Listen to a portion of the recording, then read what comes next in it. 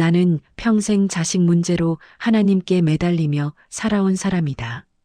교회 다닌 횟수로 치면 남들 앞에서 믿음 좋다는 말 한 번쯤은 들어본 사람이고 집사라는 직분도 오래 달고 살았다. 자식을 낳고 키우는 내내 기도하지 않은 날이 없었다고 해도 과장이 아니다.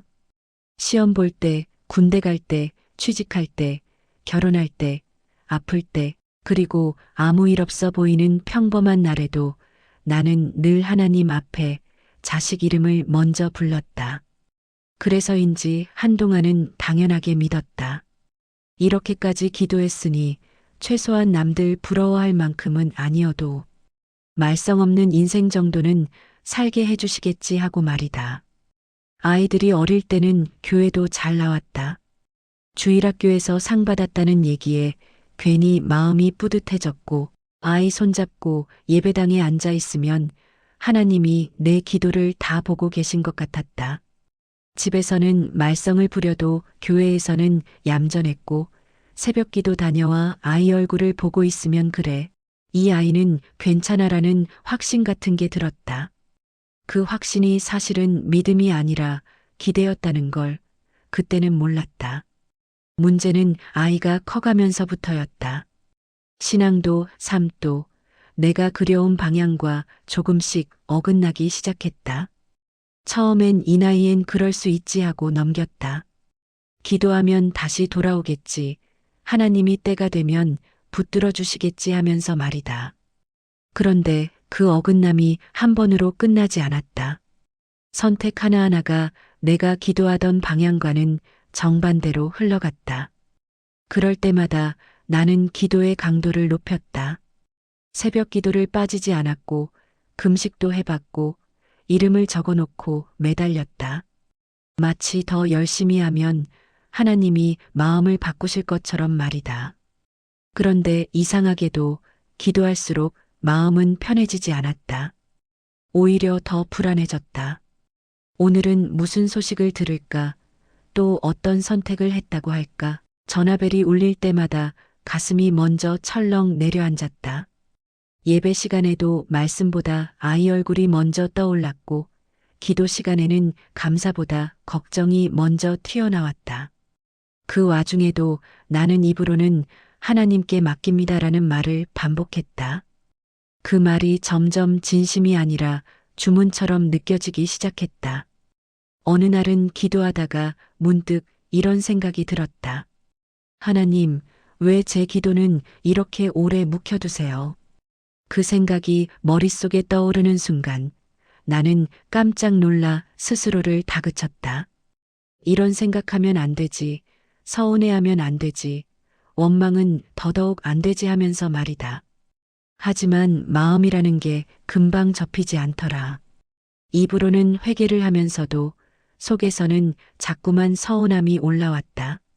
내가 하나님께 뭔가를 요구할 자격이 없다는 건 알면서도 그래도 이만큼 했으면 조금은 들어주셔도 되는 거 아닌가 싶은 마음이 들었다. 교회에서는 누구에게도 이런 말을 하지 못했다. 다들 자식 이야기를 할 때면 감사 제목을 먼저 꺼냈고 문제 있어도 기도하면 되지라는 말로 정리했다. 나도 거기에 맞춰 고개를 끄덕였다. 그래도 하나님이 다 알아서 하시겠죠라고 말하면서 말이다. 그런데 집에 돌아와 혼자 있으면 그 말이 공허하게 느껴졌다. 하나님을 믿지 않는 게 아니라 하나님께 솔직하지 못한 채로 믿고 있다는 느낌이 들었다. 가끔은 이런 생각도 들었다. 혹시 내가 뭘 잘못 키운 건가? 믿음으로 키운다고 하면서 정작 아이 마음은 들여다보지 못한 건 아닐까? 기도는 열심히 했지만 관계는 소홀했던 건 아닐까 하는 자책이 밀려왔다. 그런데 또 한편으로는 억울한 마음도 들었다. 남들보다 더 잘 키웠다고 말할 수는 없어도 적어도 대충 살지는 않았다고 생각했기 때문이다. 그 두 마음이 부딪힐 때마다 나는 더 말이 없어졌다. 그러던 어느 새벽 기도를 하다 말고 그냥 가만히 앉아 있었던 적이 있다. 무슨 말을 해야 할지 모르겠더라. 기도는 늘 하던 말의 반복이었고 그 말들이 더 이상 위로가 되지 않았다. 그때 처음으로 이렇게 말했다. 하나님, 저 많이 서운해요. 그 말이 입에서 나오자마자 눈물이 쏟아졌다. 그동안 꾹 눌러두었던 말이 한꺼번에 터져나온 느낌이었다. 믿음 없는 사람처럼 보일까봐, 스스로 실망할까봐 하지 못했던 말을 그날은 그냥 내뱉었다. 그날 이후로 나는 조금 달라졌다. 상황이 바뀐 건 아니었다. 아이의 인생은 여전히 내가 기도하던 방향과 달랐고 응답이 온 것도 아니었다. 하지만 적어도 하나님 앞에서는 더 이상 괜찮은 척하지 않게 되었다. 서운하면 서운하다고, 이해가 안 되면 안 된다고 말하게 되었다. 여전히 하나님을 떠날 수는 없었고, 그렇다고 예전처럼 아무 의심 없이 매달릴 수도 없었다. 그 사이 어딘가에 서 있는 느낌이었다. 이 이야기는 아직 끝나지 않았다. 아이의 인생도 내 기도도 여전히 진행 중이다. 다만 분명한 건 그날 이후로 나는 믿음이라는 이름으로 내 마음을 숨기지 않게 되었다는 것이다. 하나님께 서운해진 날은 아이 때문이기도 했지만 어쩌면 내가 처음으로 솔직해진 날이었는지도 모른다. 그리고 그 솔직함이 어디로 데려갈지는 아직 나도 모르겠다. 그날 이후로 기도는 전처럼 술술 나오지 않았다. 예전에는 자리에 앉기만 하면 자연스럽게 말이 이어졌는데 이제는 한 문장을 꺼내는데도 시간이 걸렸다. 하나님하고 부르다가 입을 다물어 버리는 날이 많아졌다. 무슨 말을 해야 할지 몰라서가 아니라 무슨 말을 해도 진짜가 아닌 것 같았기 때문이다. 위로받고 싶으면서도 함부로 위로받고 싶지 않은 마음이 서로를 밀어냈다. 아이와의 대화도 줄어들었다. 아니, 정확히 말하면 내가 말을 아끼게 됐다. 예전에는 조언이라는 이름으로 이것저것 던졌고 걱정이라는 이름으로 질문을 쏟아냈다. 그건 왜 그렇게 했니? 앞으로는 어떻게 할 생각이니? 같은 말들. 그런데 어느 순간부터 그 말들이 아이에게는 짐이 될 수도 있겠다는 생각이 들었다. 내가 하나님께 서운함을 느끼듯 아이도 나에게 그런 마음을 품고 있지는 않을까 하는 생각 말이다. 그래서 그냥 듣기만 하기로 했다. 아이가 말을 하면 고개를 끄덕이고 말이 없으면 괜히 캐묻지 않았다. 그게 생각보다 쉽지 않았다. 침묵이 길어질수록 마음은 더 불안해졌고 이러다 더 멀어지는 건 아닐까 하는 생각이 들었다. 그래도 참았다. 이번에는 기도로 밀어붙이지 않기로, 말로 조종하지 않기로 마음먹었다. 이상하게도 그렇게 하니 예전 기억들이 떠올랐다. 내가 어릴 때 어른들이 내 인생을 두고 다 알겠다는 듯 말하던 순간들. 그때 나는 겉으로는 고개를 끄덕였지만 속으로는 문을 닫고 있었다. 아이도 그랬을지 모른다는 생각이 들자 마음 한켠이 찌릿했다. 나는 믿음이라는 이름으로 아이의 선택을 재단하고 있었던 건 아닐까? 어느 날은 교회에서 설교를 듣다가 문득 이런 문장이 귀에 들어왔다. 하나님은 우리가 바라는 인생보다 우리가 견딜 수 있는 사람이 되기를 더 원하십니다. 예전 같았으면 아멘하고 넘겼을 말이었다. 그런데 그날은 가슴에 걸렸다. 견딜 수 있는 사람이라니. 나는 과연 지금 이 상황을 견디고 있는 걸까? 아니면 믿음으로 덮어두고 있는 척만 하고 있는 걸까? 집에 돌아와 혼자 앉아 그 문장을 계속 곱씹었다. 아이를 바꾸는 기도만 했지. 내가 바뀌는 기도는 해본 적이 있었나 싶었다. 참고 기다리는 건 하나님 몫이고 나는 그냥 불안해하면서 재촉만 했던 건 아닐까? 그 생각이 들자 기도의 방향이 조금 달라졌다. 이 아이를 어떻게 해주세요 해서 이 시간을 제가 어떻게 지나야 할지 알려주세요로 말이다. 물론 그 기도도 매번 진심은 아니었다. 어떤 날은 여전히 조급했고 어떤 날은 다시 예전으로 돌아가고 싶었다. 당장이라도 아이 인생의 핸들을 내가 잡고 싶은 날도 많았다. 하지만 적어도 예전처럼 확신에 차 있지는 않았다. 그 확신이 무너진 자리에 낯선 조심스러움이 들어왔다. 그 조심스러움은 아이에게도 하나님에게도 향해 있었다. 예전에는 다 안다고 믿었지만 이제는 모르겠다는 말을 조금은 할 수 있게 되었다. 모른다는 걸 인정하니 이상하게 숨이 덜 막혔다. 여전히 답은 없었지만 적어도 혼자만 옳다고 버티지는 않게 되었다. 나는 아직도 기도한다. 다만 예전처럼 큰 소리로 약속하거나 결과를 정해놓고 매달리지는 않는다. 그냥 하루를 버텼다는 말, 오늘은 덜 화가 났다는 말, 아이를 보며 잠깐 웃었다는 말 같은 것들을 조심스럽게 올려놓는다. 이게 믿음인지 체념인지 아직은 잘 모르겠다. 다만 분명한 건 나는 지금까지와는 다른 자리에서 하나님을 바라보고 있다는 사실이다. 어느 날 아침 예배를 드리러 가는 길에 발걸음이 유난히 무거웠다. 몸이 아픈 것도 아니고 특별한 일이 있었던 것도 아닌데 마음이 먼저 교회 문 앞에서 멈춰섰다. 예전 같았으면 이런 마음조차 죄책감으로 눌러버렸을 텐데 그날은 그냥 서서 한참을 숨만 골랐다. 들어가야 할 것 같으면서도 들어가면 또 괜찮은 척해야 할 것 같아서였다. 자리에 앉아 찬송가를 부르는데 목소리가 잘 나오지 않았다. 가사 하나하나가 나를 위로하기보다는 오히려 묻는 것처럼 느껴졌다. 참 소망 되신 주, 내 평생에 가는 길 같은 말들이 지금 내 삶과는 조금 어긋나 있는 것 같았다.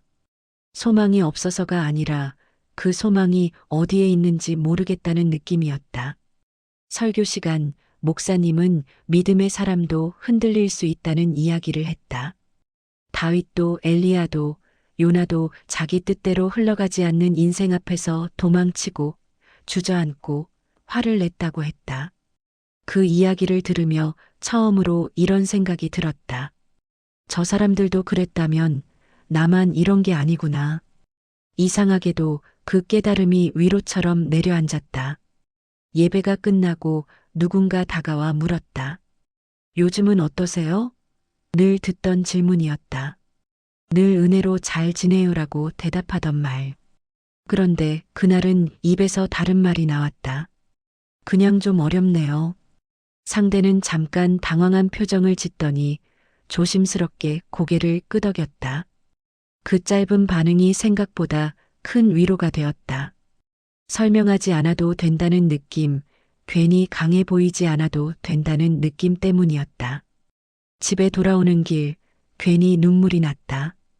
누군가에게 처음으로 솔직해졌다는 사실 때문인지 아니면 그동안 너무 오래 버텼다는 걸 이제야 인정해서인지 알 수는 없었다.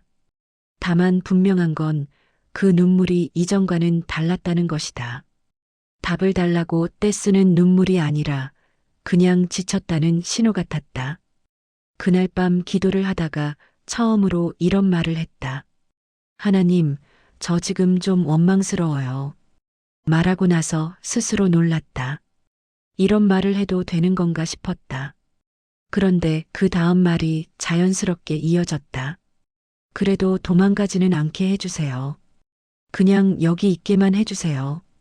믿음 좋은 사람의 기도라기보다는 길을 잃은 사람의 부탁 같았다. 며칠 후 아이에게서 뜻밖의 연락이 왔다. 큰 이야기는 아니었다. 그냥 요즘 힘들다는 말, 뭘 해도 마음이 편하지 않다는 말. 예전 같았으면 바로 성경 말씀을 떠올리며 답했을 텐데 그날은 그러지 않았다. 대신 이렇게 말했다. 그럴 수 있지. 엄마도 요즘 그래. 그 말 한마디에 아이가 잠시 말을 멈췄다가 조용히 웃었다. 그 웃음이 오래 남았다. 그 순간 깨달았다. 내가 하나님께 서운해졌던 이유 중 하나는 내가 너무 완벽한 부모가 되려고 애썼기 때문이라는 걸. 믿음 좋은 부모면 자녀 인생도 잘 흘러가야 한다고, 그렇지 않으면 내가 뭔가 잘못한 거라고 스스로를 몰아붙였다는 걸. 그런데 사실 나는 그냥 부모였고, 아이는 그냥 자기 인생을 사는 사람이었다. 나는 여전히 불안하다. 아이의 앞날을 생각하면 가슴이 답답해지고, 기도하다가도 마음이 흔들린다. 하지만 예전처럼 하나님께 따져 묻지는 않는다. 대신 묻는다. 이 상황에서 제가 너무 조급해지지 않으려면 어떻게 해야 할까요? 그 질문에는 아직 명확한 답이 없다. 다만 그 질문을 하고 있다는 사실 자체가 내가 아직 신앙 안에 있다는 증거처럼 느껴진다. 어느새 계절이 한번 바뀌어 있었다. 달력이 넘어간 것도, 날씨가 달라진 것도 뒤늦게 알아차렸다. 예전 같았으면 아이의 상황이 조금만 변해도 날짜를 세고 의미를 붙이고 기도 제목을 바꿔 적었을 텐데, 그 무렵에 나는 그렇게까지 하지 않았다. 무뎌졌다기보다는 조심스러워졌다고 해야 맞을 것 같다. 기대가 커질수록 실망도 커진다는 걸 이제는 몸으로 알게 되었기 때문이다. 기도의 모양도 많이 달라졌다. 무릎을 꿇고 긴 문장을 쏟아내기보다는 설거지를 하다가, 버스를 기다리다가 불쑥 떠오르는 이름 하나만 조용히 부르는 날이 많아졌다. 하나님, 오늘은 여기까지 할게요. 그렇게 말하고 기도를 끝내는 날도 있었다. 예전의 나였다면 스스로를 나무랐겠지만 이제는 그조차도 받아들이게 되었다. 다 하지 못해도 아예 안 하는 것보다는 낫다는 걸 알게 되었기 때문이다. 아이와의 관계도 조금씩 달라졌다. 여전히 내가 더 걱정하고 더 불안해하지만 그 마음을 그대로 쏟아내지는 않게 되었다. 대신 일상적인 이야기를 나눴다. 날씨 이야기, 음식 이야기, 별것 아닌 드라마 이야기. 신앙이나 인생 이야기를 일부러 꺼내지 않아도 그렇게 웃고 떠드는 시간 자체가 예전보다 귀하게 느껴졌다. 이 아이가 아직 내 곁에 있구나라는 사실만으로도 충분한 날들이 생겼다. 그러다 어느 날 아이가 이런 말을 했다. 엄마, 요즘은 나한테 뭐라 안 해서 좋아. 순간 마음이 복잡해졌다. 좋다는 말에 안도하면서도 그동안 얼마나 숨이 막혔을까 하는 생각이 동시에 들었기 때문이다. 미안하다는 말을 할까 하다가 그냥 그래 하고 웃었다. 그 웃음 뒤에 담긴 마음을 아이가 다 알지는 못해도 괜찮다고 생각했다. 지금은 해명보다 시간이 더 필요한 때라는 걸 이제는 조금 알 것 같았다. 교회에서는 여전히 비슷한 기도 제목들이 오갔다. 자녀, 건강, 형편. 나는 그 기도들을 들으며 고개를 끄덕이면서도 예전처럼 조급해지지는 않았다. 누군가 간증을 하면 부럽기도 했지만 동시에 이렇게 생각하게 되었다. 저 사람에게도 말하지 않은 시간이 있었겠지. 그 생각이 나를 덜 외롭게 만들었다. 어느 주일 찬양을 부르다가 문득 이런 마음이 들었다. 하나님이 나에게서 빼앗아간 게 아니라 내가 붙들고 있던 걸 내려놓게 하신 건 아닐까 하는 생각이었다. 자녀의 인생을 내가 책임져야 한다는 부담, 믿음 좋은 부모면 결과도 좋아야 한다는 강박. 그 모든 걸 내려놓으니 여전히 아프긴 했지만 숨은 조금 편해졌다. 물론 완전히 놓아진 건 아니다. 어떤 밤에는 여전히 눈물이 나고 왜 하필 나인가요? 라는 말이 목 끝까지 차오른다. 그럴 때면 그냥 솔직하게 말한다. 하나님, 오늘은 또 서운해요. 신기하게도 그렇게 말하고 나면 마음 한구석이 조금 느슨해진다. 답을 듣지 못해도 혼자 말하는 게 아니라는 느낌 때문인 것 같다. 이제 나는 안다. 믿음은 항상 담담하거나 강한 상태가 아니라는 걸. 때로는 투덜거리고, 때로는 삐지고, 그래도 떠나지 않는 상태라는 걸. 자녀 문제로 하나님께 서운해진 그날 이후 나는 이전과는 다른 믿음의 자리에 서 있다. 덜 확신에 차 있고 덜 큰 소리지만 대신 더 솔직하다. 나는 여전히 기도한다. 결과를 요구하기보다는 오늘 하루를 무사히 넘길 힘을 달라고. 아이를 바꾸기보다는 내가 너무 조급해지지 않게 붙들어 달라고. 이 기도가 언제 응답될지는 모르겠다. 다만 분명한 건 서운함 속에서도 하나님께 등을 돌리지 않았다는 사실, 그리고 그 자체가 지금의 나에게는 충분한 믿음이라는 것이다.